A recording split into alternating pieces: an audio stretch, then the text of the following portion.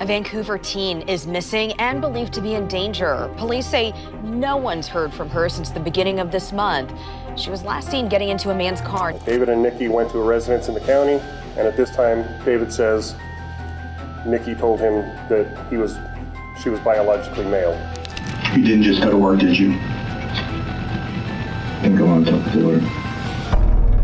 On June 5th, 2019, Nikki Kunhausen was taking a walk when she was stopped by a man in a car. She had noticed the car trailing behind her as she walked, and she had gotten a little worried. But then the man expressed interest in her and even offered her his jacket to keep her warm. Nikki was smitten. She would text this man into the early hours of June 6th, 2019, and they made plans to meet up that morning. At around 5 a.m. on June 6th, Nikki stepped out of her friend's house to meet up with the man, and Nikki was never seen again. For me, it's even disturbing when I'm around a gay person or somebody bi or transsexual or something, so I just got disgusted.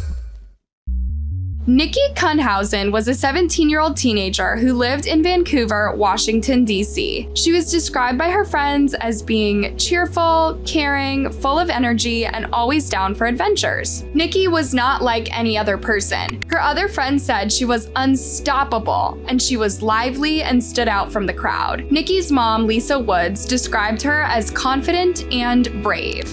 Her confidence in who she was. She could bring light to any situation. She was just full of beauty.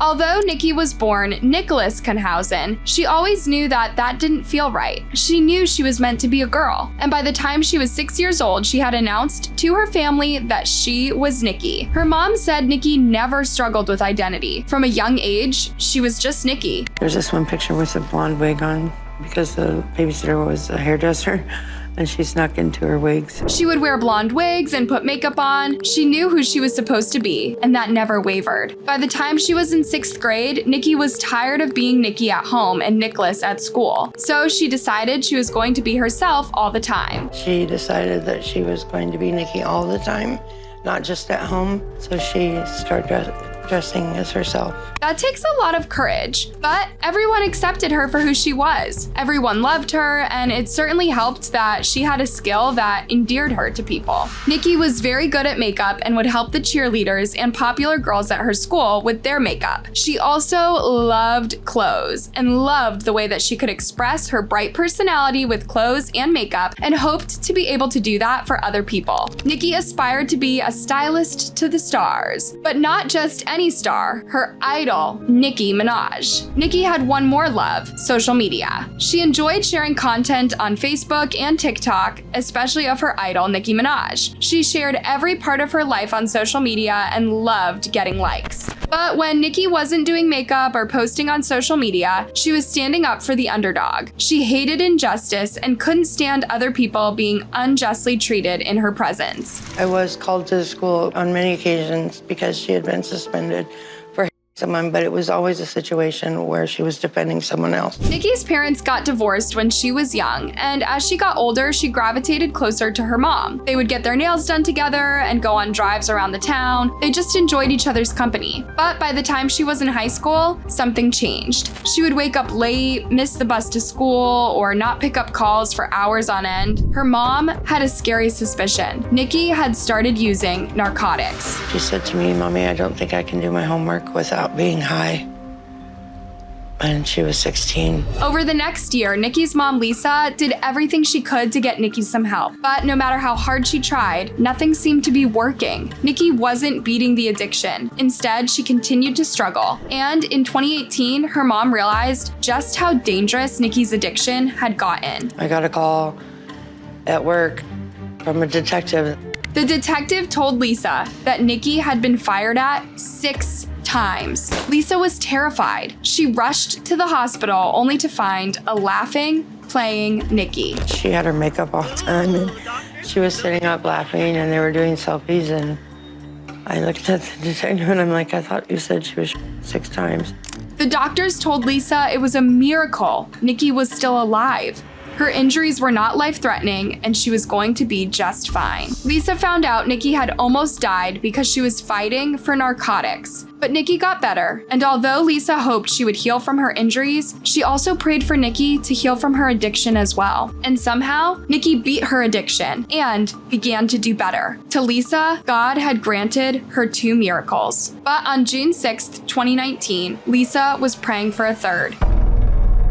It was not unusual for Nikki to stay over at her friend's house for days on end. She often switched between staying at her mom's and staying with her friends. And on that fateful day when Nikki didn't come home, her friends thought nothing of it at first. They assumed she had gone over to her mom's house and just forgot to let them know. You see, Nikki was in the habit of going out without telling anyone where she was going, especially when there was a boy involved. But she always turned up somewhere. Her friends didn't know this particular boy Nikki stepped out with, but that wasn't strange. Nikki didn't always share her romantic interests with her friends. And because she hadn't known this guy for long, there wasn't that much to tell. She only had met him just the day before. On June 5th, 2019, Nikki had gone for a walk to blow off some steam. While she was walking, she noticed a car following closely behind her. Nikki felt a chill run down her spine. It was late at night, and there weren't that many people around. She started walking faster, and the car picked up a little bit of speed and eventually slowed down next to her. A man walked up to her and introduced himself. They talked for a while, and as they were talking, the man noticed Nikki was cold, so he offered her his jacket. Nikki was very flattered. The gesture made her feel special. She agreed to give the man her Snapchat details and went back to her friend's house. Nikki chatted with the man into the early hours of the next day and eventually made plans to meet up the next morning. Just before she left, Nikki used her friend's phone to text the man and confirm if he was outside the home. The man said he was, and Nikki stepped out. She never came back. 4 days after Nikki left to meet up with the man, her friends started to get worried. They called Lisa's phone, but there was no answer, and Nikki had also gone dark on social media, which was very unlike her. Just as they were trying to figure out where Nikki was, her mom, Lisa, called to ask if they had heard from Nikki. At this point, everyone began to panic. Nikki's mom called the officer and reported Nikki missing. But Nikki's mom, Lisa, just couldn't sit and wait for the officer to find Nikki. She and Nikki's friends began printing missing persons flyers and plastering them everywhere, desperate for any information that would lead to Nikki's safe return. I remember there were flyers everywhere. You couldn't go to the grocery store without seeing that flyer. News of Nikki's disappearance spread like wildfire. The officer began an investigation into what at the time was a missing teenager, but they would soon find out Nikki wasn't just missing. A Vancouver teen is missing and believed to be in danger. Police say no one's heard from her since the beginning of this month.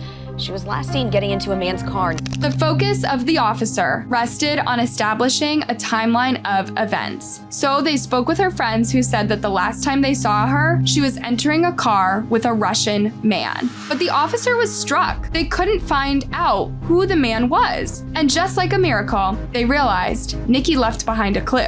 She had chatted with the man on the morning of June 6th, and her friend remembered she used her phone. Her friends quickly provided the officer with Nikki's Snapchat ID. We have their Snapchat messages, so we know that he picked her up. It would have been somewhere 5 a.m.-ish or so. The officers immediately sent in an emergency request with Snapchat to reveal the messages between Nikki and the man, as well as the man's identity. They provided a search warrant to Snapchat, and the information they needed was handed to them. The man was David Bogdanov, a 25-year-old who worked with his brothers at their family's construction company. The officers were able to obtain a warrant for his phone's location the morning of Nikki's disappearance, and they found out that David had been around the area of Nikki's friend's house that morning.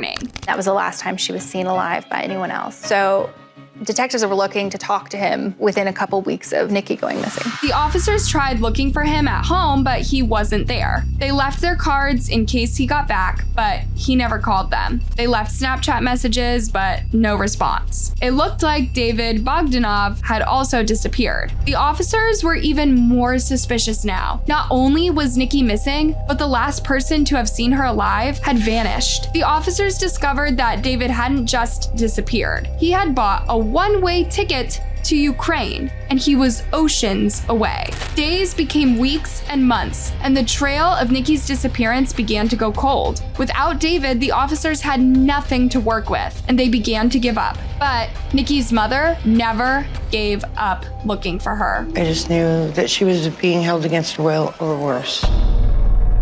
But fortunately for the officers, in September, nearly 4 months after Nikki disappeared, David returned home. He told the officers he had phone problems and only just saw their messages when he got back to the US. The officers told him they needed him to come in for questioning, and on October 2nd, 2019, David walked into the officer's station voluntarily to answer the detectives' questions. David told the officer what happened the night he met Nikki. He said he had gone out drinking with his brothers when he saw Nikki walking home, so he talked his brother into pulling over so he could talk to her. He said that he offered Nikki his jacket and a drink. I said, do you want some vodka? Because I got some if you want to have a drink, just to relax a little bit. And she said, sure. So I just gave her that bottle to take with her. David also told the officer he had exchanged Snapchat details with Nikki and she walked home. According to David, a few hours later, Nikki sent him the address of her friend's house where she was staying and he went over to pick her up. He said that he and Nikki decided to hang out in his car alone. And that's when Nikki revealed something that David found disturbing. Kind of just parked there in the driveway, chit-chatting a little bit, and then she told me that she's not a she. David told the detective that he was shocked to find out Nikki was trans and asked her to get out of the car. As David recounted the details of the morning, he said something that caught the officer's attention. For me, it's even disturbing when I'm around a gay person or somebody bi or transsexual or something, so I just got disgusted. He had gone out of his way to stress to the officer that he found anyone who identified with the LGBTQIA+ community disgusting. But although David's statement was suspicious, there still wasn't enough evidence to hold him, so the officers let him go. They continued to investigate Nikki's disappearance, but they were at a dead end. The last person to see her alive claims he left her alone. No other tips were coming in, and Nikki's social media was still silent. There was nothing else the officers could do but wait and hope something turned up. And on December 7th, 2019, something would turn up that will send shockwaves through the town of Vancouver. I had made her a Christmas card that morning because I had hoped that she was coming home. Nobody goes about their day expecting that they're going to find a body. On the morning of December 7th, 2019, 6 months after Nikki disappeared, a man hiking Larch Mountain found a human skull. Then he found the remainder of the body scattered about the mountain. Officers were immediately contacted and a crime scene was established. The forensic team went through a large area of the mountain and discovered almost the entirety of a human skeleton, along with a bright-colored jacket, shoes, and some jewelry. But there was something else found on the body, a charging cord wrapped around the neck of the victim. A few strands of the victim's hair were caught in the knot, and this would later be declared the murder weapon. Although the remains were too far decomposed and could not be easily identified, the clothing and jewelry items found matched what Nikki was said to be wearing. Still, the officer waited for a DNA match before announcing that the remains found in Larch Mountain were indeed Nikki's. So now their missing person case had become a murder case. And it made sense to go after the last known person to see her alive, David Bogdanov. The officer went back to check David's cell phone location on that day and found something rather strange. David's cell phone had pinged a tower close to Larch Mountain on the morning of June 6th, 2019. The officer knew they had their guy, and David was arrested. At first, David stuck to his previous story of kicking Nikki out of his car when he found out she was trans and going to work right after. But as the officers presented him with his cell phone locations, he knew they had him. You didn't just go to work, did you? And go on top of the Lord.